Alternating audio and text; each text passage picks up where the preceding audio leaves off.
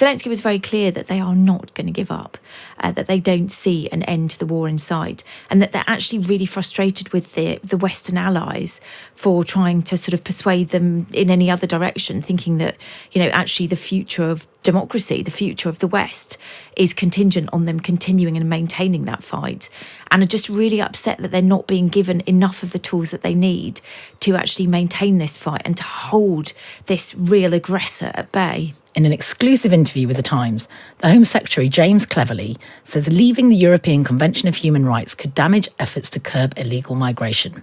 He says he doesn't want people to fixate on the Rwanda migration scheme. Look, one of my frustrations is that Rwanda has become narratively detached from the other basket of activities in the mind of some of my parliamentarians, perhaps some of your readers. Got this idea that is it, that is the only thing that we're doing, and that everything hinges on that. The point is, it is an important part of a wider plan. You can read more of that story in The Times today, and I am joined here by the Sunday Times political editor, Caroline Wheeler, who's in the studio. Hello, Caroline. Good morning. Good morning. Is James Cleverly trying to establish his own programme here at the Foreign Office? I mean, he's only 10 days into it. Or is it the government as a whole trying to distance itself from the Rwanda policy and Suella Braverman? Well, look, I mean, they were throwing a massive curveball. I mean, there were always suggestions that the policy was going to get snarled up in a legal process, and indeed it did. And the Supreme Court ruling last week was a kick in the teeth for that particular policy agenda. And actually, the ruling itself was far worse, I think, than government ministers had expected. And so they are having to sort of respond now to a situation that they find themselves in. And at the same time, they've lost a Home Secretary and replaced them with somebody else who clearly has a very different view about exactly how this policy should proceed. We've already had a kind of indication about what the former Foreign Secretary thought about the Rwanda policy when we heard leaks suggesting that he thought the policy was bat bleep. And I'm afraid that this particular interview suggests to me that he really does share very different views than that of Suella, and is probably slightly more in line with where we think the Prime Minister is on all of this.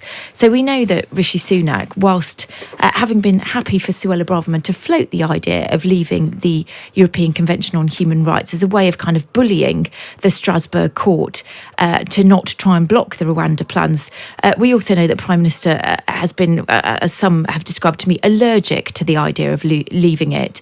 And indeed, that's now what Cleverly seems to be repeating, that this is not something that they desperately want to do. But I think it almost goes further than that. I mean, I read this interview as an almost sort of expectation management exercise, where the government is effectively saying, look, this policy may not be quite as it was billed, it may not be quite as radical as we were proposing it originally to be, almost backtracking a bit in terms of how important they think that this is to its immigration plans, something that previously we were told was absolutely integral. I should just correct myself there. I did call him, well, I said the Foreign Office, but I will just say there has been a lot of musical chairs in Westminster. The former Foreign Secretary, now the Home Secretary. That's interesting that you think he's more in line with Rishi Sunak. Do you think it's more in line or more out of step with voters? Well, that's going to be a really interesting question. I mean, I think it's really fascinating this weekend to see that two very key planks of policy for both parties, both for Labour and the Conservative Party, we've seen major rowing back on today. There has been major rowing back on Rwanda, and for the Labour Party, there's been major rowing back on their £28 billion Green Prosperity Plan. Now, what will be fascinating to see is what impact that has on voters. The Rwanda plan was first devised because it was conceived that those voters, particularly in the Red Wall, wanted a bit of red meat on this issue. They really disliked the idea and the unfairness around illegal migrants coming to this country and crossing the channel, and they wanted action. And that was very much why we saw this plan being devised in the first place.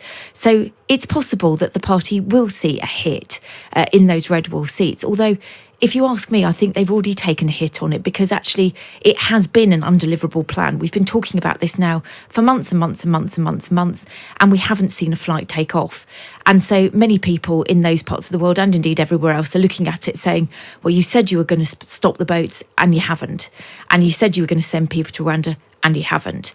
And so I think that it's possible that the damage has already been done, and that may actually be something that the government is now taking into account, given that it seems to be changing its strategy, changing its policy in this particular perspective. And that may be because it's actually facing a kind of real political reality now that this may not be deliverable at all.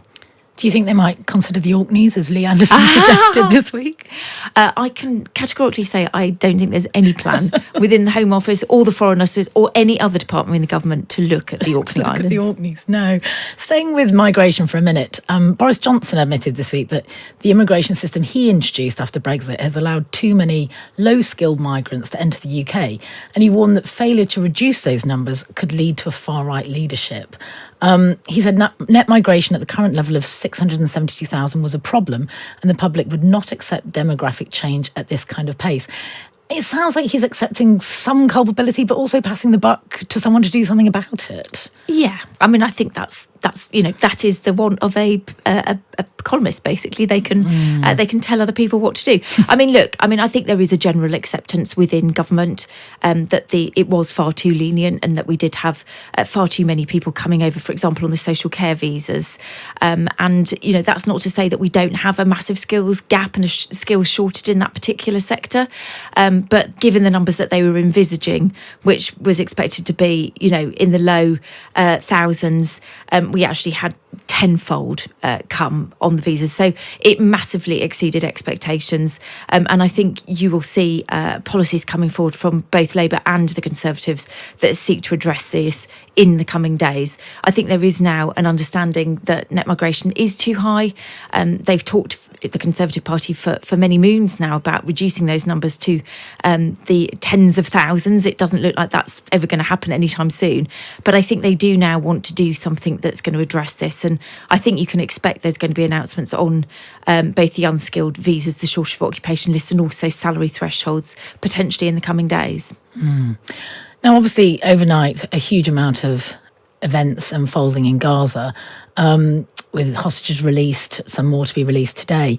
Do we have any suggestions from inside government about diplomatic efforts over there or reaction to hostage releases?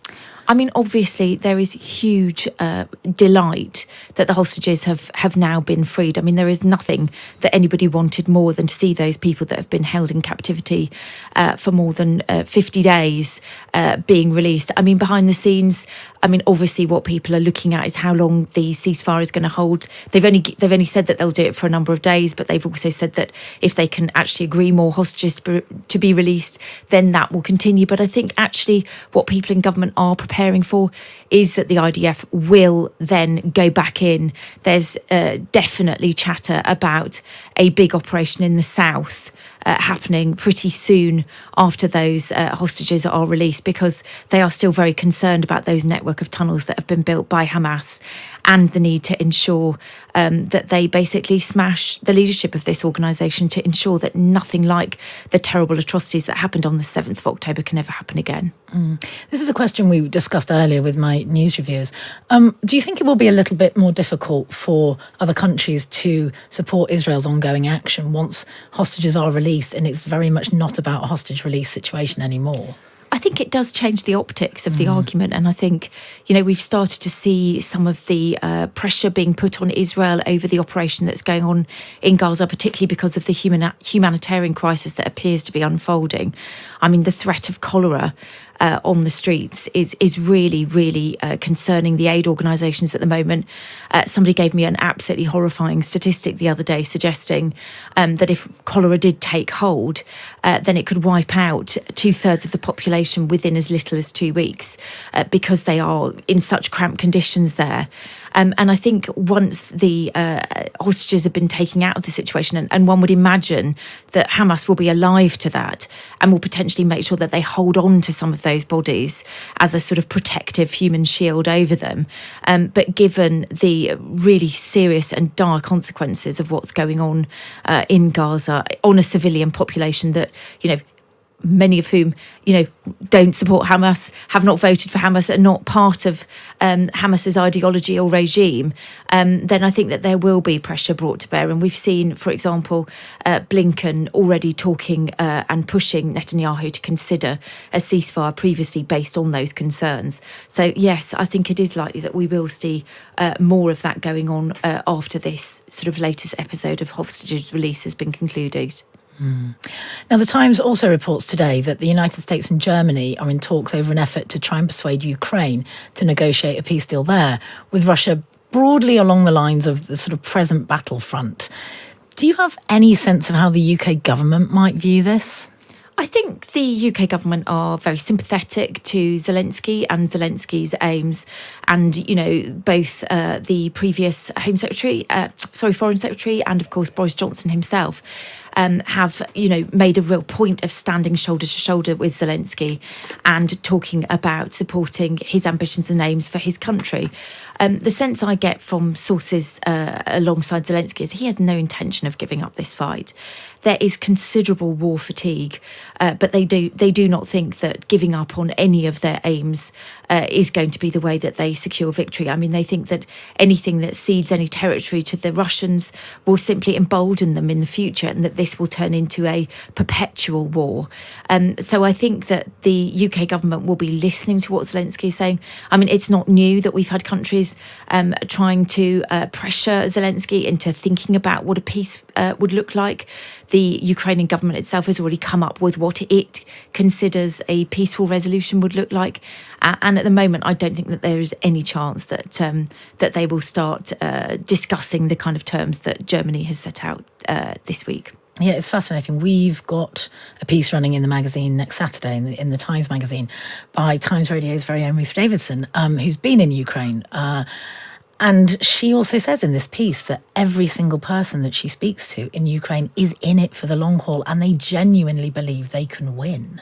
And I think that's something that we kind of find astonishing when you look at the numbers and you look at, what Russia's got behind it, to think that, but they are digging in. I think they were astonished. So I was in Kyiv in February for the anniversary of the war, and I think one of the things that many of the people I spoke to had been surprised by was that beginning of the war period, when the Moscow forces were, outside the capital city, and there was a real risk and feeling that they were going to take Kyiv within a number of days, and it didn't happen. And they've been massively emboldened by that. I read a fascinating piece overnight in Time magazine, which was the latest kind of instalment of a kind of fly on the wall interview with Zelensky over a period of days, where they were really talking about their ambitions and what they hope to achieve. And Zelensky was very clear that they are not going to give up, that they don't see an end to the war in sight, and that they're actually really frustrated with the Western allies for trying to sort of persuade them in any other direction, thinking that, actually the future of democracy, the future of the West, is contingent on them continuing and maintaining that fight, and are just really upset that they're not being given enough of the tools that they need to actually maintain this fight and to hold this real aggressor at bay.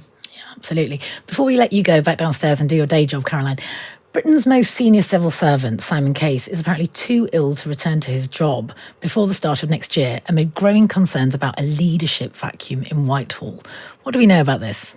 Well, from what I hear, Simon Case is facing some very, very concerning health condition.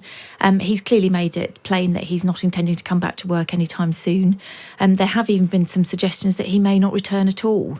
But I think, speaking to the kind of piece itself about whether this does leave any kind of vacuum at the heart of government, there's always been a sense that Simon had been kind of sidelined for some period of time, that he wasn't quite as integral to this government as perhaps he was during Boris Johnson's time, because of the role that he played in the COVID. And of course, let's not forget that it was not long after the evidence he'd given that he actually went off on sick leave. I've certainly not noticed any particular change in direction, but of course we all wish Simon Case well and hope that he gets back to work very soon.